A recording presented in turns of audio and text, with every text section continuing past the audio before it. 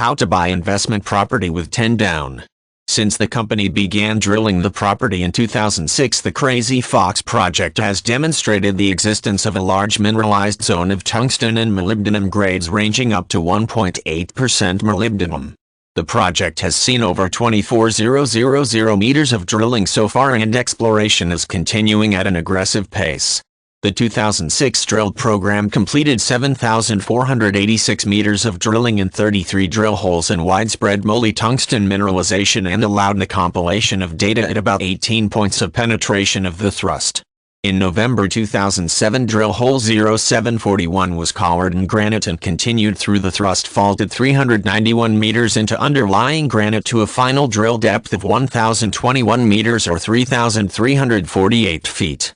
The hole became mineralized as fracturing increased, approaching the thrust in the upper plate. Mineralization continued in the lower plate to the end of the hole. The Crazy Fox tungsten molybdenum prospect has a considerable history, with references going back to the 1940s that include mention of the removal and transport by pack haulers of a small tonnage of very high-grade material during the First World War. By the 1960s, a number of showings across British Columbia were being more systematically explored by major companies. It was at this time that certain similarities to the Cyprus and Amex-owned molybdenum mines in Colorado were noted. Of particular significance in this regard was the identification of unidirectional quartz crystallization associated with molybdenum mineralization, which was further documented by R.V. Kirkham of the Geological Survey of Canada. Although this early exploration was encouraging, it was not sufficient to keep the exploration active, and the molybdenum prospect was eventually abandoned and largely forgotten for the next 20 years.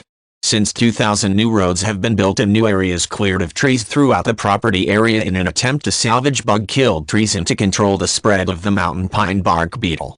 Prospecting since 2004 in the area of the old showings and new exposures created by new roads has revealed significant new showings of molybdenite up to 2.81% Mo. During the summer of 2005, Newmac Resources reviewed the property and concluded an option agreement with Burton and Addy for cash and stock, giving Newmac 100% control over the property. The prospectors retain a net smelter royalty. Newmac moved quickly and commenced an orientation grid and sampling program along the grid and new road system. This was followed by an excavator trenching program in November of 2005 to assess the extent of the new showings and to develop additional information about the extent of mineral occurrences and grades. The mineralization system is able to generate high grades when the plumbing system is in place. Newmac's most recent exploration program, a diamond drill program initiated in February 2006, entailed one and later two diamond drills working in consort with an excavator. The drill program completed 7,490 meters of NQ core currently stored undercover at Little Fort, BC. Sherpa mining executive with significant experience was formerly the president of Hero Resources International, Taurus Resources and Medallion Resources. Schmidt holds a B.Asc degree from UBC and has been a self-employed consultant to a variety of publicly traded exploration companies.